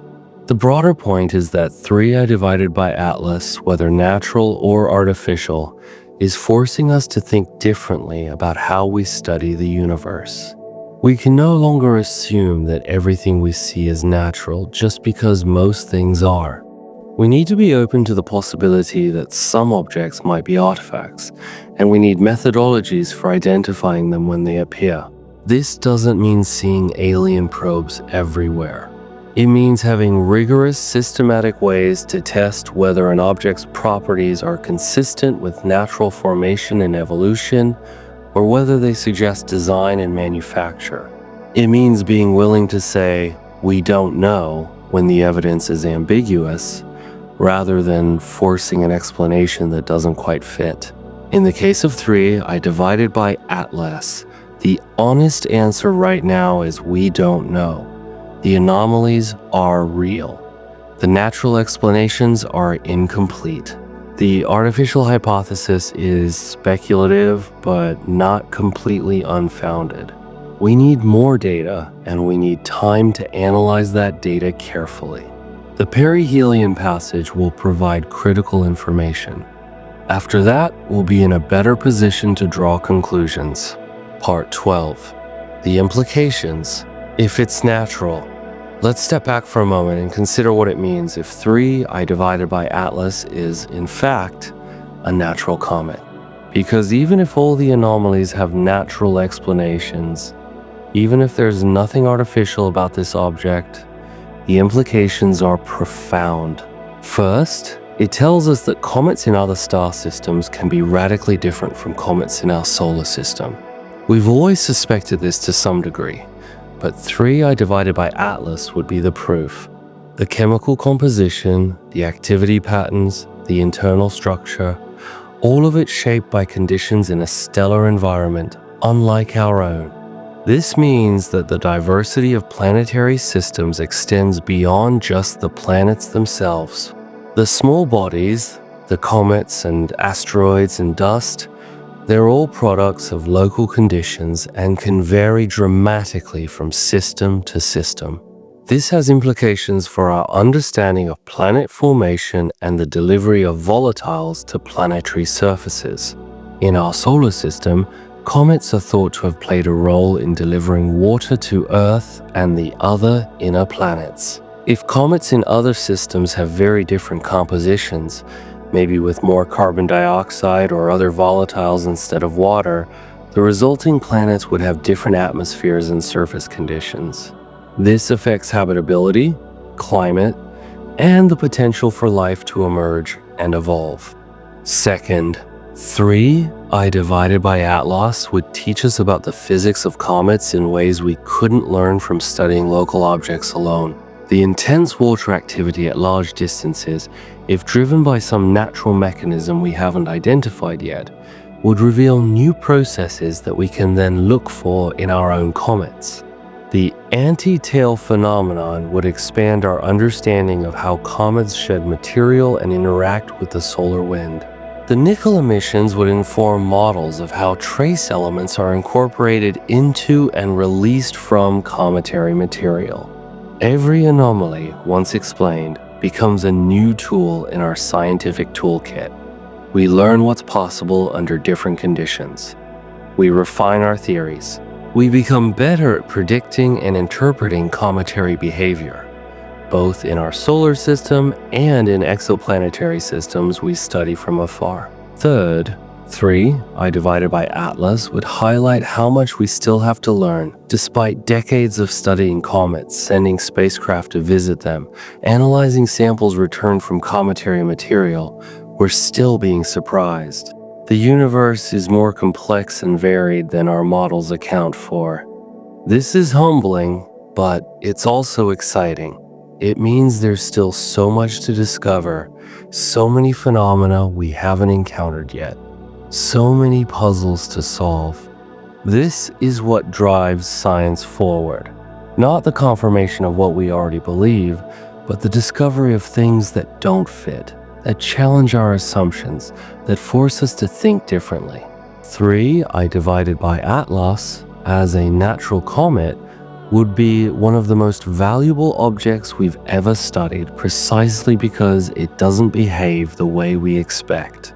Fourth, it would validate the importance of studying interstellar objects.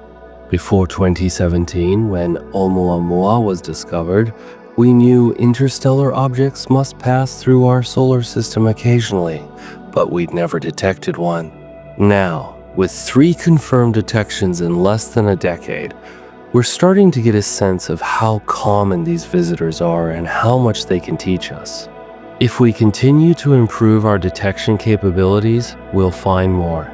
Each one will be a sample from a different star system, a different environment, a different history. It's like having pieces of other worlds delivered to our doorstep for us to study. We don't have to travel light years to learn about exoplanetary systems. We can wait for samples to come to us. This makes a strong case for investing in survey telescopes and detection systems specifically designed to catch these objects early. The earlier we spot them, the longer we can observe them, and the more data we can gather. Projects like the Vera Rubin Observatory and future space-based infrared telescopes will dramatically increase the rate at which we discover interstellar visitors. Within a decade or two, we might have dozens or even hundreds of confirmed interstellar objects in our catalog. We'll start to see patterns.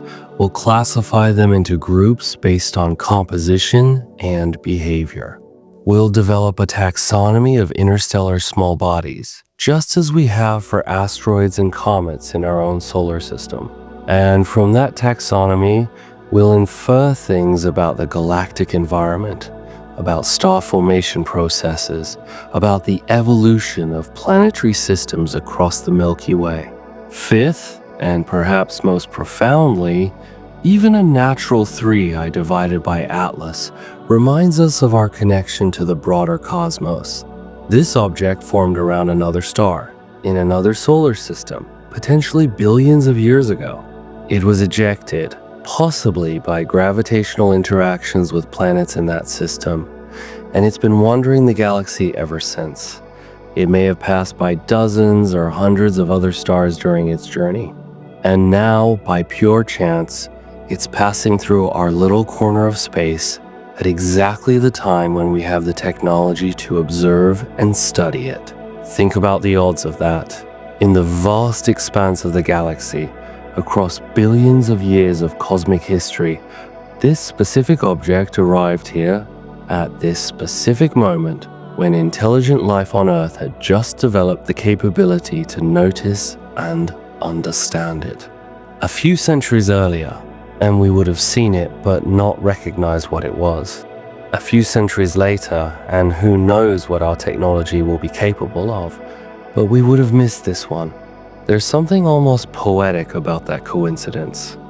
It's a reminder that we're part of something much larger than ourselves, much older than human civilization, much grander than our planet.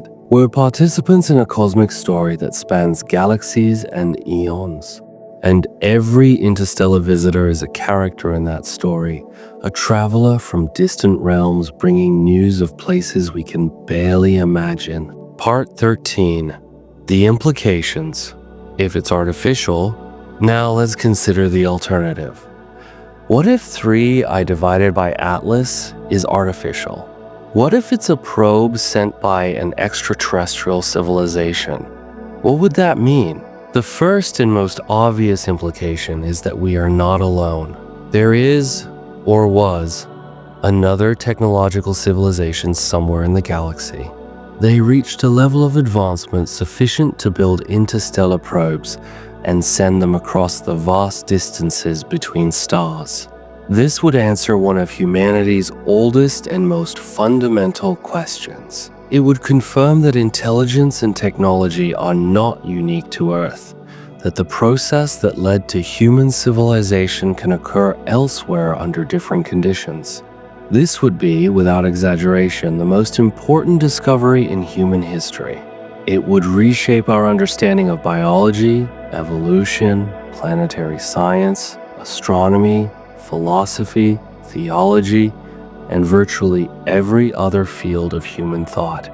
The knowledge that we share the universe with other minds would fundamentally alter our perspective on existence. But let's think more specifically about what an artificial 3I divided by Atlas would tell us. First, it would tell us something about the abundance of technological civilizations.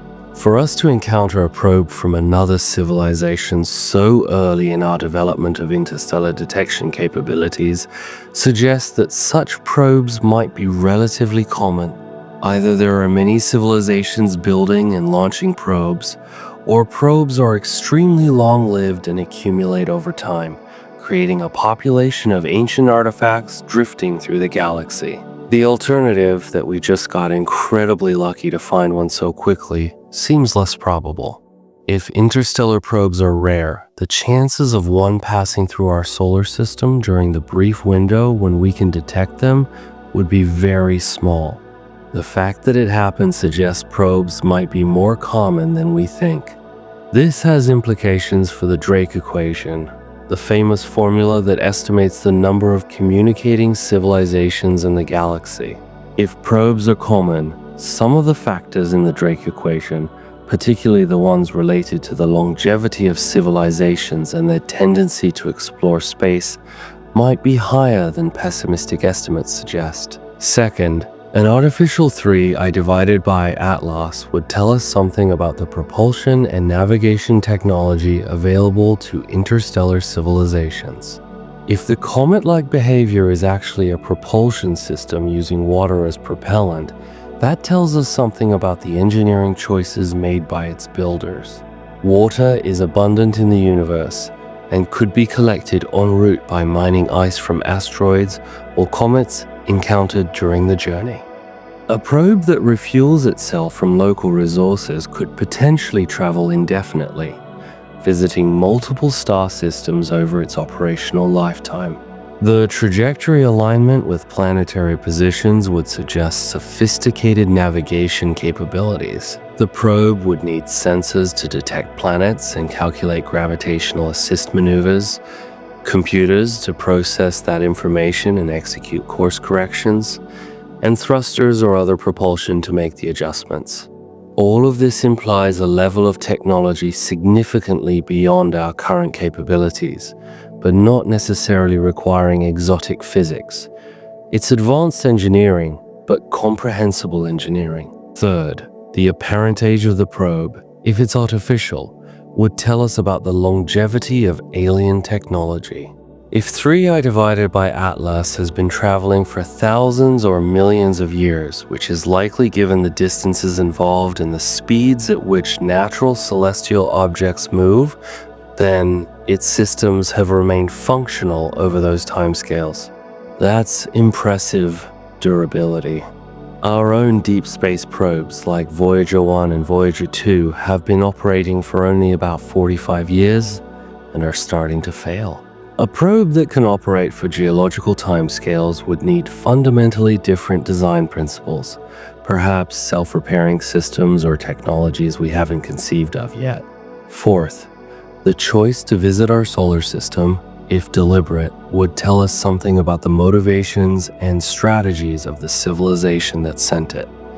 Why here? Why now? Our solar system might have been chosen because it has terrestrial planets in the habitable zone, making it a candidate for hosting life. The probe could be part of a galactic survey, cataloging star systems with biological or technological signatures. Alternatively, if the probe detected signs of our technological civilization, radio signals or other technosignatures leaking from Earth, it might have adjusted course to investigate. This would imply active response capabilities, sensors that can detect electromagnetic emissions from light years away, and decision-making systems that can identify interesting targets and prioritize them. Or the visit could be random. The probe might be following a preset itinerary, visiting star systems in some pattern or sequence that brings it through our neighborhood by coincidence. It might not even know we're here, if its sensors haven't detected us yet, or if it's not looking for life.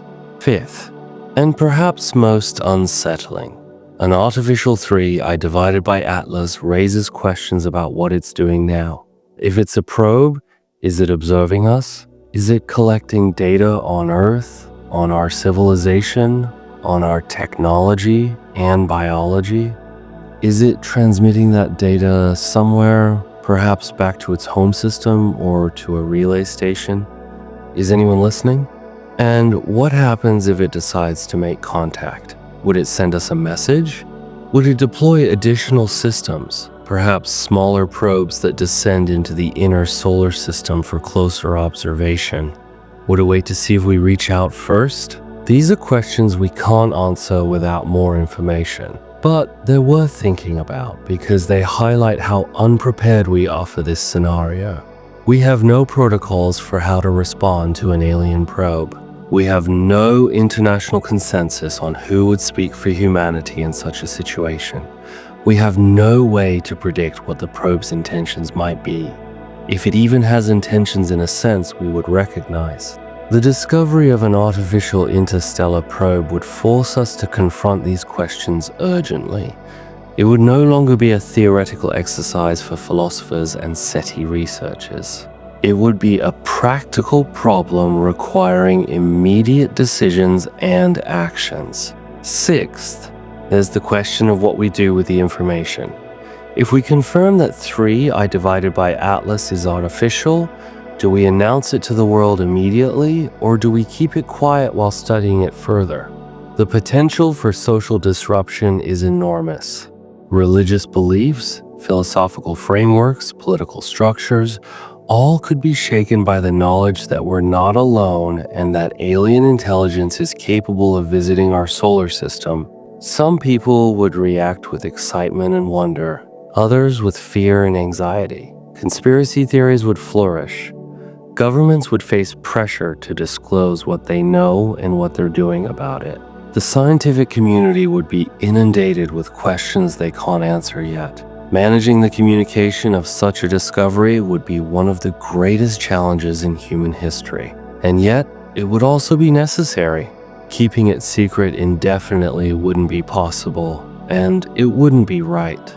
This is information that belongs to all of humanity, not just to a select group of scientists and officials. Finally, an artificial 3i divided by Atlas would be the beginning, not the end. It would be the first confirmed contact with extraterrestrial technology, but presumably not the last.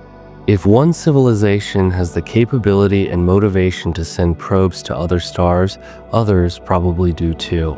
We might be surrounded by a network of probes, surveillance systems, relay stations, artifacts of civilizations both current and long extinct.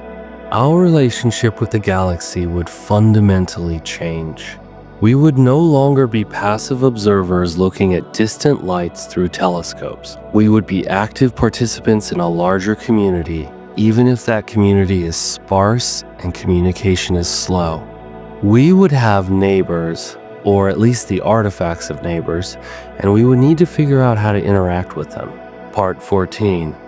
What happens next? So, where do we go from here? What are the next steps in unraveling the mystery of 3i divided by Atlas? The immediate priority is observation.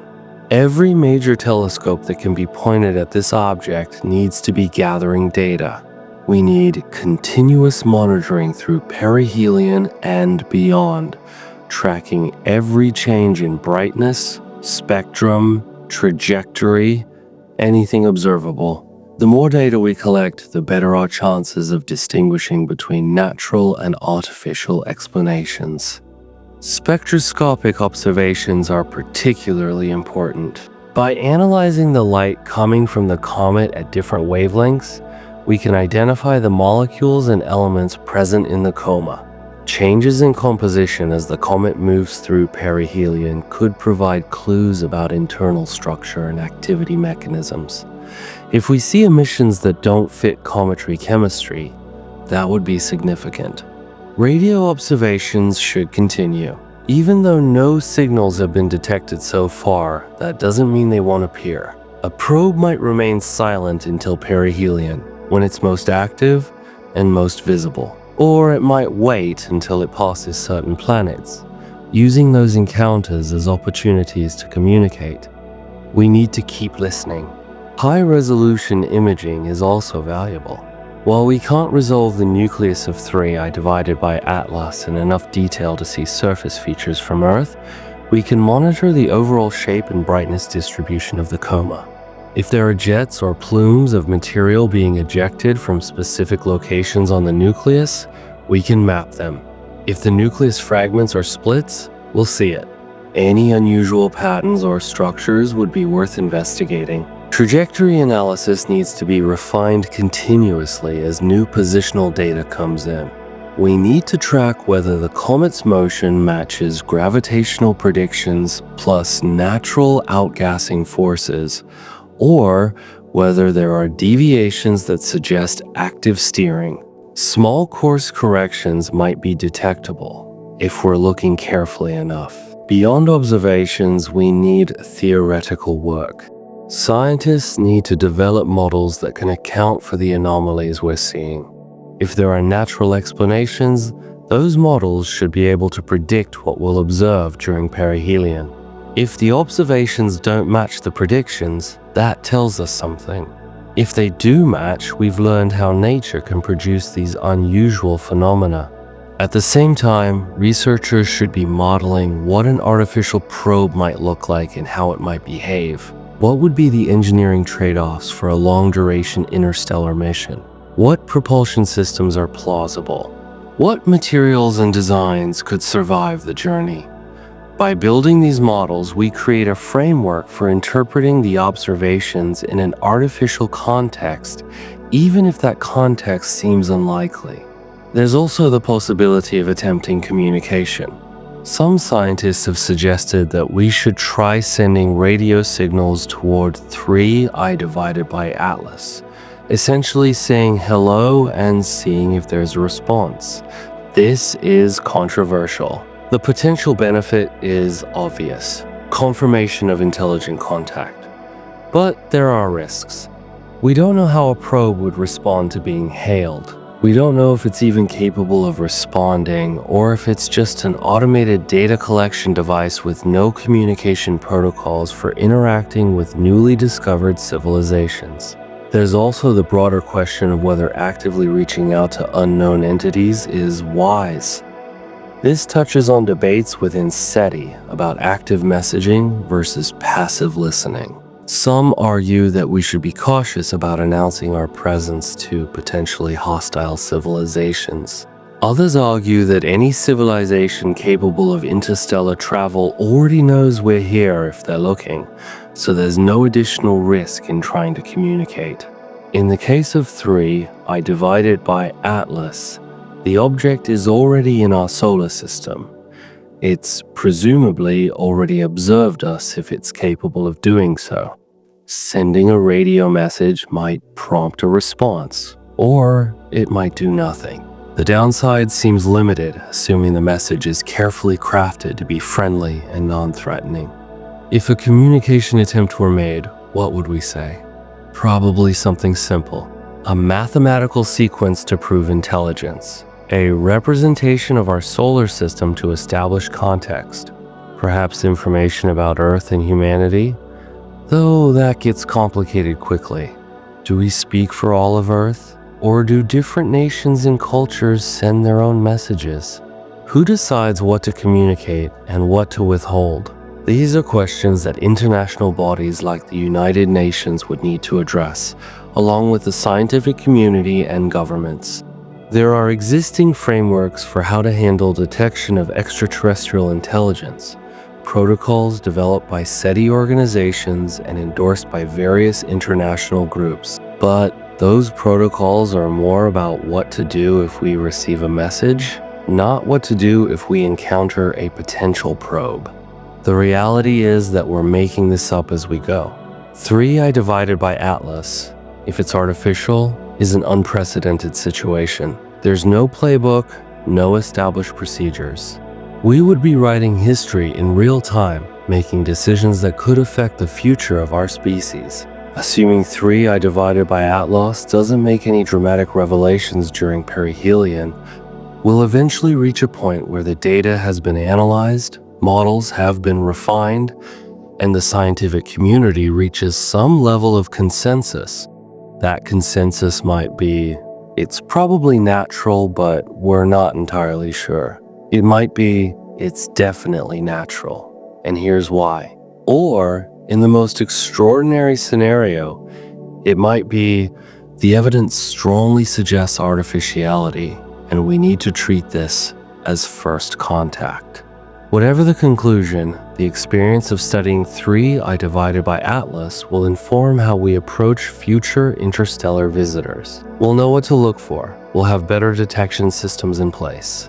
We'll be ready to deploy more resources more quickly when the next anomalous object appears. And make no mistake, there will be a next time. Interstellar objects are not once-in-a-lifetime events anymore. They're a regular, if still rare, feature of our solar system environment. We're entering an era where we can routinely study visitors from other star systems, learning about the diversity of the galaxy without leaving home. This is an exciting time for astronomy and planetary science. We're on the cusp of discoveries that previous generations could only dream about. Whether 3 I divided by Atlas is natural or artificial, it's a harbinger of what's to come. The galaxy is revealing its secrets to us, one wandering object at a time. And we're finally ready to pay attention. Conclusion. So what do we make of all this? What's the bottom line on 3 I divided by Atlas? Here's what we know for certain. This object is real. It's in our solar system right now. It came from interstellar space, from another star system. It's behaving in ways that challenge our understanding of how comets work. It has multiple anomalies that don't have obvious natural explanations, though scientists are working on developing those explanations. It's on a trajectory that's suspiciously well aligned with our planetary system. And it may have a connection to one of the most mysterious radio signals ever detected. Here's what we don't know, whether it's natural or artificial. Where exactly it came from, why it's behaving the way it is, what it's made of in complete detail. Whether it's aware of us, if awareness is even a relevant concept, what it will do next. The honest scientific position is uncertainty tempered with curiosity. We don't have enough data yet to draw firm conclusions, but we have enough anomalies to justify serious investigation, and we have a limited window of opportunity to gather that data before the object leaves our solar system forever. Personally, I find the ambiguity fascinating. We're in that rare space where multiple interpretations are possible, and we genuinely don't know which one is correct. It's like a cosmic mystery novel where we're still in the middle chapters and the detective hasn't revealed the solution yet. We have clues, some of them strange and contradictory, and we're trying to piece together what they mean. The water activity says one thing, the anti-tail says another, the nickel emissions whisper a third possibility. The carbon dioxide screams a fourth. The mass and trajectory add their own voices to the chorus. And underneath it all is that haunting connection to the wow signal, a 48-year-old mystery that might finally have context. If 3i divided by Atlas is natural, it's teaching us that the universe is far stranger and more diverse than our limited experience with local objects suggested. It's reminding us that we live in a vast cosmos full of wonders we haven't imagined yet. Every star system is a unique experiment in planetary formation and evolution, and we're just beginning to sample the results. If 3i divided by Atlas is artificial, we're witnessing the most profound moment in human history. We're not alone. There are others out there, or there were, civilizations capable of reaching across the immense gulfs between stars, and one of their creations is here. Now, passing through our little neighborhood, perhaps observing us, perhaps oblivious to us, but undeniably present. Either way, this matters. This is important. This is worth paying attention to. Because moments like this don't come often. We're living through something that future generations will read about in history books, assuming we figure out what it actually is.